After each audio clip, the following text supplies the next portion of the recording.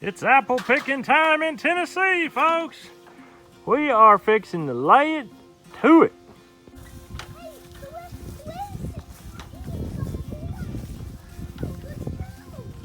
Our good friend has a lot of apples on her tree, and she's invited us to come pick some apples. And it is high time. This tree is loaded, and I mean beautiful. We picked them here years ago, and I don't know if you can see in this video. I'll try to get up here and show you. This tree is got some apples on it.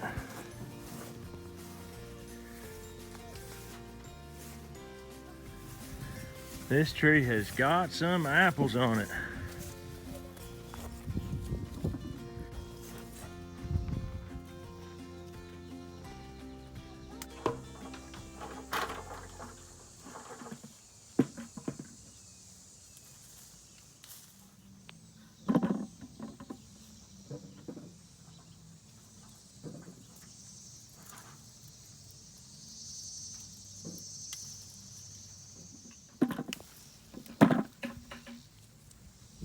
This guy knows how to pick apples. Caleb, show me that apple. Show it to me. Boy, it's gonna make an awful nice apple pie, ain't it?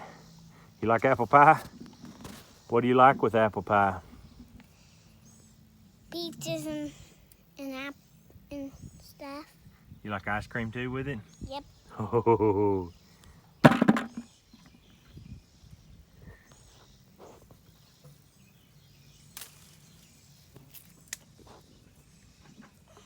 Good job, man.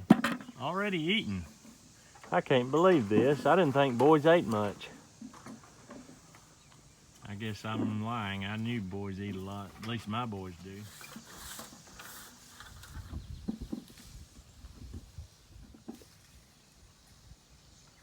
Yeah, it looks good.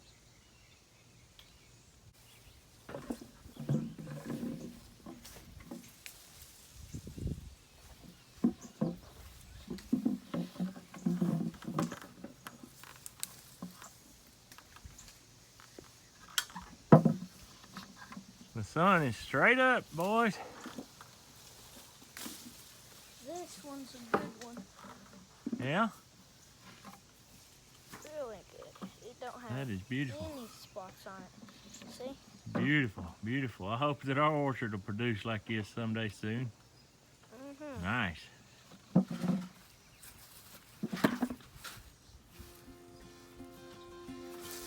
Oh, good grab, man.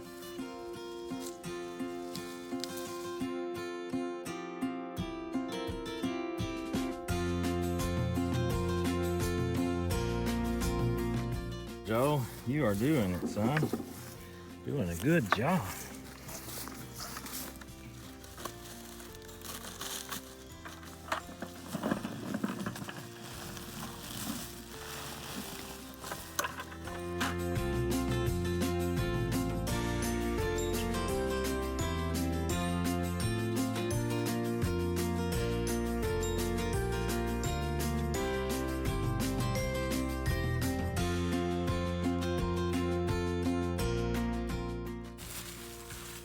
Dad, that was nice.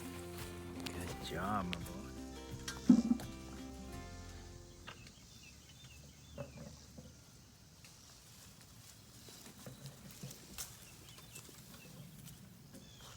How's it going up there, man? Pretty good. Caleb, is that sweet? Mm-hmm. Wow. Really tastes good, huh? Does it taste as good as them weeds that you ate in that one video? Good. Better? Drop down in the comments and tell me if you would eat an apple that has little bug bites on it. There's no apples on this tree that don't have at least one bug bite on them. They've all got it. Would you eat an apple with a bug bite on it? That's the question I've got for you. I will tell you the answer that I would give is absolutely I would eat an apple with a bug bite on it. When I see an apple with a bug bite on it, that tells me one thing, The tree is not sprayed with poison, and I'm not going to be ingesting all kinds of chemicals into my body. That's what that means. And when you go to the store, you get beautiful, perfect apples, no bug bites on them, but you have no clue what's going into your body. When you eat apples from a tree that was not sprayed, yeah, you've not got perfect, pretty little skin. But everybody pretty much peels their apples anyway. And listen here, I tell you, I would much rather eat apples that weren't sprayed with poison. We wonder why everybody's getting cancer. Everybody and their brother is getting cancer, and we wonder why. And that is a big, big contributor, is the chemicals that we're eating and putting into our body, just simply because we don't want a little bug bite in our apple. But go ahead and drop down in the comments and tell me that you wouldn't eat them. That's just a joke. If you don't like to eat apples with a bug bite in it, don't be ashamed to tell me. I don't care. It don't matter to me. But we eat them that way just fine. Well, you ate that thing up, didn't you? This guy's always eating something. You know him well. If you've been watching these videos for long, this guy eats. This guy knows what it means to eat. Is that good? You're not going to waste it, are you? You're going to eat it. That's right. I find apple cores laying out where people have eaten them and thrown them down, and they leave over half the apple on. It's ridiculous. And that's apples that were actually purchased with money.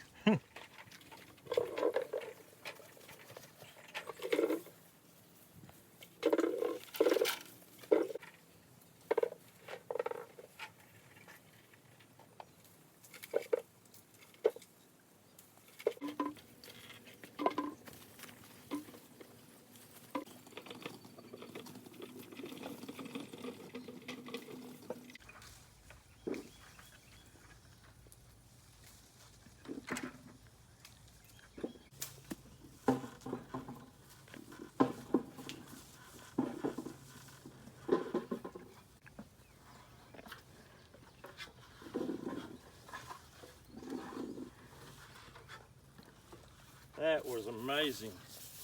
A full 5-gallon bucket from one step on that ladder, about the third step up from the top. A full 5-gallon bucket, never stepped on a different step. Now that's a pretty good load. That tree is loaded very nicely to be able to do that. There's plenty more apples above where I could reach and more apples below where I could reach, but 5 gallons just off of one step. That's amazing. What you eating, Matt? Another apple. Oh my word. You're gonna get the green apple dirties, son. Caleb, have you ever had the green apple dirties? That's hard to believe. You've eaten so many of them. One of our faithful and most loyal subscribers has allowed us to come and pick apples on her tree, and we are just so grateful. We have actually been friends for quite a few years. We picked apples on this tree probably 10 years ago on an epic crop she had.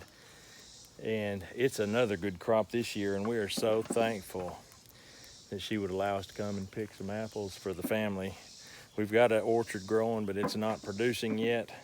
But when it does, you, and you know who I'm talking to, will be invited to pick as many as you want. Hey boy, what are you doing down there? What you doing down there, boy? You still eating? My goodness. You gonna eat 5 gallons of them? Huh? I'm up pretty high. You can't hardly see the ground from there straight down, but I got up here and he's eating another apple.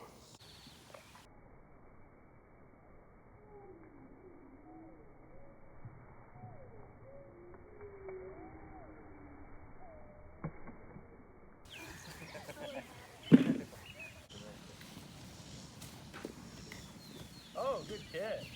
I didn't think you'd get that one. Oh, you gotta go. it way too far over.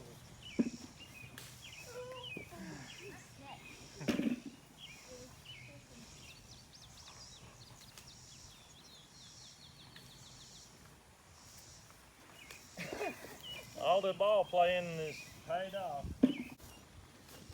Oh.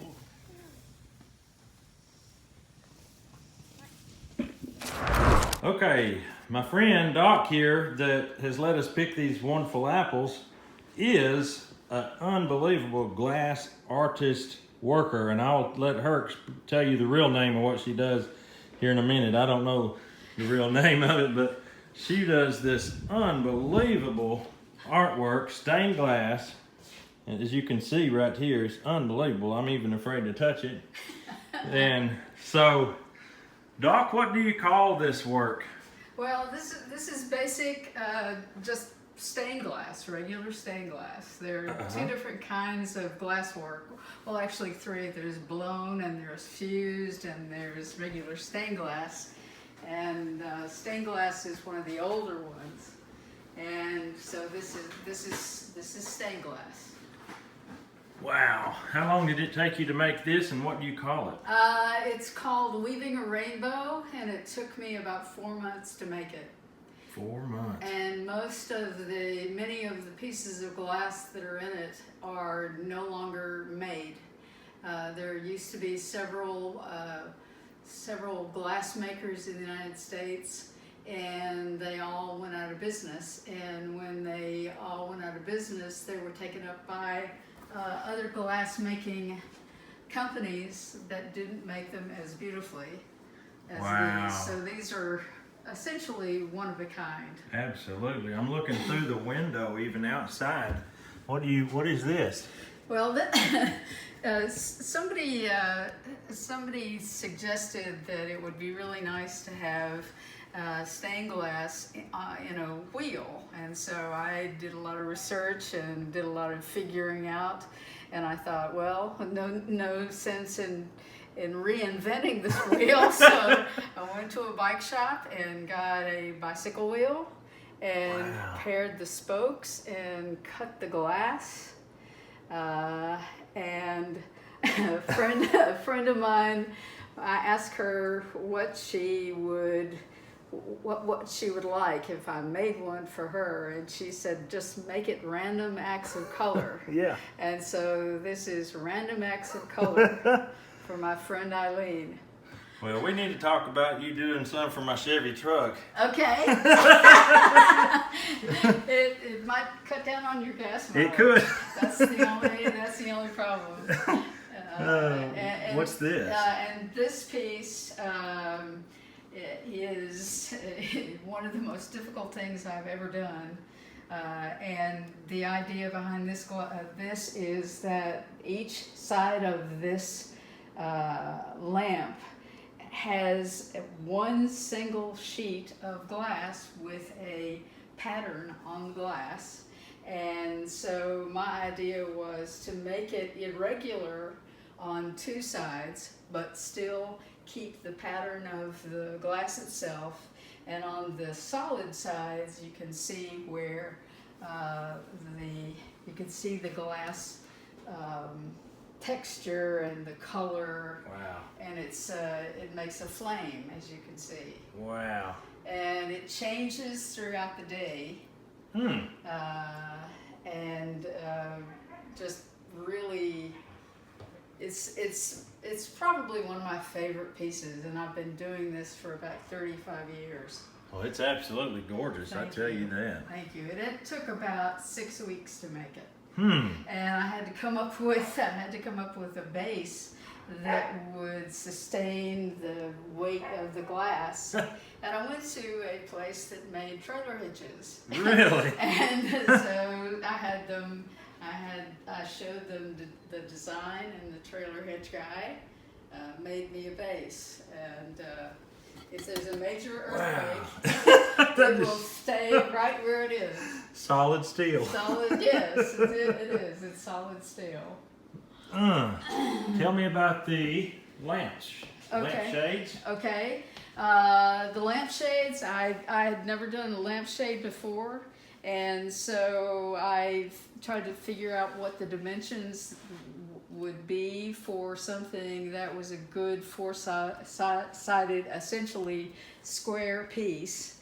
And then I took two of my very favorite colors and type of glass and just started drawing.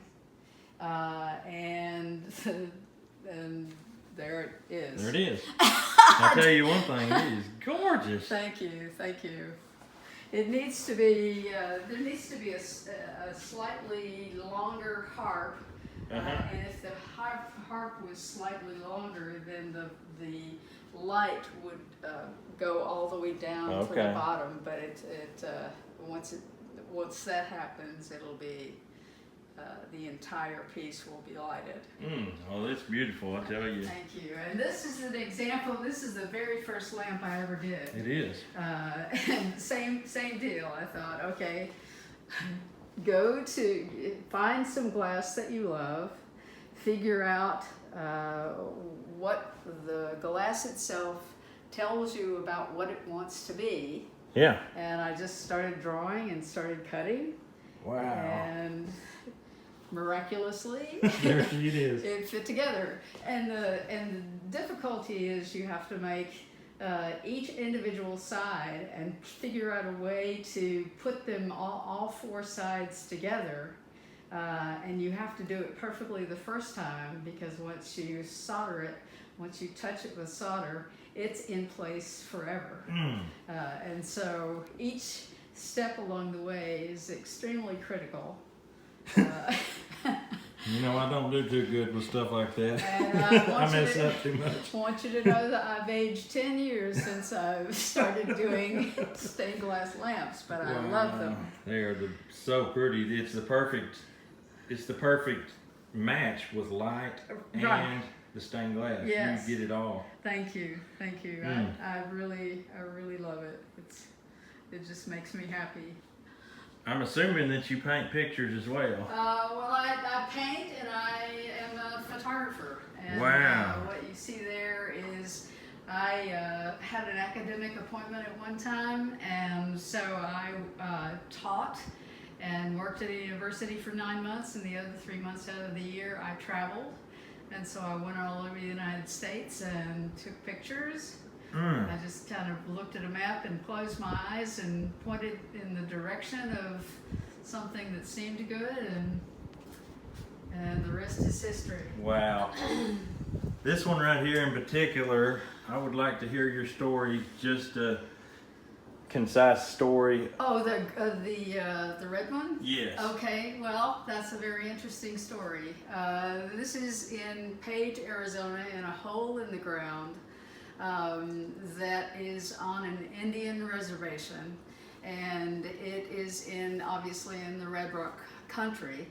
And what we had to do to be able to go down into this thing, it's about 50 feet down from the top of a ledge where you look like you're on solid rock, and then you walk over to this tiny little crack in the earth, and it lets out into this enormous chasm that is completely dark except for a high noon where the light gets in the crack, and you can take pictures for about 5 minutes, and then you're plunged into darkness again. So we had to get permission. A friend of mine and I had to get permission from the Indian tribe. They hoisted us down to the bottom of this chasm and took the rope up, and my first thought was, you have done the dumbest thing you've ever done in your whole life, because who's to say they will come back? But they did, as attested by my presence here today. But it was absolutely beautiful. It's absolutely magnificent. Yes. This is sandstone, I believe. And red rock, and it's just absolutely the most. It's a one of a kind. It's a one of a kind work of art. Page, Arizona. And right after this, trip, the exact spot where I took this picture was in Sunset magazine, which is a Western travel magazine, and I really appreciated the fact that I had been there. Yeah. Wow, that's amazing. Thank you. All your pictures are beautiful. Thank you. And it glows in the dark. Oh my goodness. And it has both reflective and refractive properties. That's why it changes color when you walk around it. And that's why you can also see it at night. Really? Yes. And I didn't really realize that until I went to bed. and I went, holy smoke! What have I created? What have I done? Who's here? Oh, man. But it has its own light. I mean, it literally glows in the dark. Wow, that's incredible. And this took me 3 months to do, 3.5, almost 4 months to do it, because you have to get every single one of these to buttress up against the other, and make straight lines no matter where you. Oh my goodness. So this is my one and only. Yeah. It's called the flower of life. Wow. So it's beautiful. Thank you. That's the dragonfly. Yeah, that took almost 5 months. Oh my goodness. Yeah, it's awful. I'm pretty artsy, aren't I? I tell you what, you even got your dragonfly wings overlapping each other. That's right, and I'll never do that again. Because that's extremely difficult, especially since you have to remember that the lamp curves. Yeah. And you can't curve the wings. No. So you have to raise them up off of the surface of the. I see that. So you see that? I see that. Oh my goodness. And if you ever want to see a 70-year-old woman weep, oh man. all you need to do is watch me make that again. Because it's extremely difficult, but very gratifying once you create it. It's just like anything else. Anything of real value takes time and takes work. Absolutely. That's just one of a lifetime. You just can't say it any other way. It's unbelievable. Oh, thank you. So we are in the studio where it all takes place. Isn't that amazing? And it looks like that you have something going on here. Yes, Doc, I do. what's going on here? Well, I am creating a light switch cover. I noticed when I came in, I saw something over there. Yes, that was my very first light switch cover. Wow. I wanted to see if I could make it, and if I did make it, would it set the house afire? And once I began to realize that I wasn't going to set the house afire, then I decided I would make different different patterns. So you use an actual light switch cover to get your dimensions. That's correct. And then I just kind of measure where the light switch is on the wall to make sure that my design doesn't buttress up against the door frame or anything like that, and make sure that I have a big enough hole for the actual switches. And the rest is just pretty much. I mean, since I don't think anybody's ever done it before. No. I'm winging it. So, yeah. So if I burn down the house one day, you'll know that I've made a major mistake. Oh man. Well, I'll build you a house. Okay. All right. So here we see your tools. Yeah. These are all the tools of the trade, and as I said, I've been collecting these tools for like 35 years. Wow. And some of them are, as old as my very first piece. Yes. That I did in 1982. It looks like right here you've got another lampshade started. Yes, I've got another lampshade started. I'm not going to touch it. And, I know what would happen. If you value your life. Indeed. This is essentially I don't think it's Lewis Comfort Tiffany, but it's one of the Tiffany brothers designs that I'm modifying to put together as a vining piece. Well, it's beautiful. Thank you. So, would you, if somebody out there in YouTube land would want to buy, say, a light switch cover, one of a kind, yes, that like nobody else has? Do you sell light switch covers? I do. I sell light switch covers. I sell lamps. Oh my! I sell the panels that fit within a window, or I have ones that will go into a door. Oh my! You can make it so that it has a plexiglass backing and will be safe to put in a door, and they're all one of a kind. Wow! And never do anything exactly the same. Just because I really value originality. Absolutely. Okay, folks, you heard it. If you would like to purchase any of the stained glass products that you've seen, or if you have a light switch that you would like to have a stained glass cover on, go down in the comment section of this video and just say that you would like to have some, and I'll get you together with Doc and you can have it. There's nothing that she would enjoy better than to sell you a stained glass piece. Absolutely. Work of art. I love it. So those lamps, I was absolutely impressed with those lamps. Oh, thank you. Thank you. That was incredible. I love doing it. I really do. That is amazing. And speaking of which, this is another picture down in the hole. Really? Yeah. So this here also came from down in that Indian reservation? Yes, in Page, Arizona. Yep. That's unbelievable. Yeah, that was high noon actually. I know that for a fact because it has more luminescence than any other place. Yeah.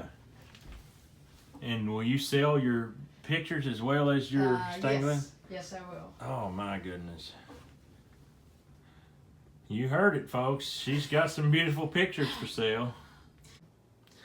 Well, I want to just say thank you for allowing me to crash into your studio here and look at your fine artwork. Well, you're more than welcome anytime. Oh man. Well, thank you so much. You're welcome. I would tell you what, if I had electricity, I'd have to have that right there. Oh man. It's never too late. It's never too late.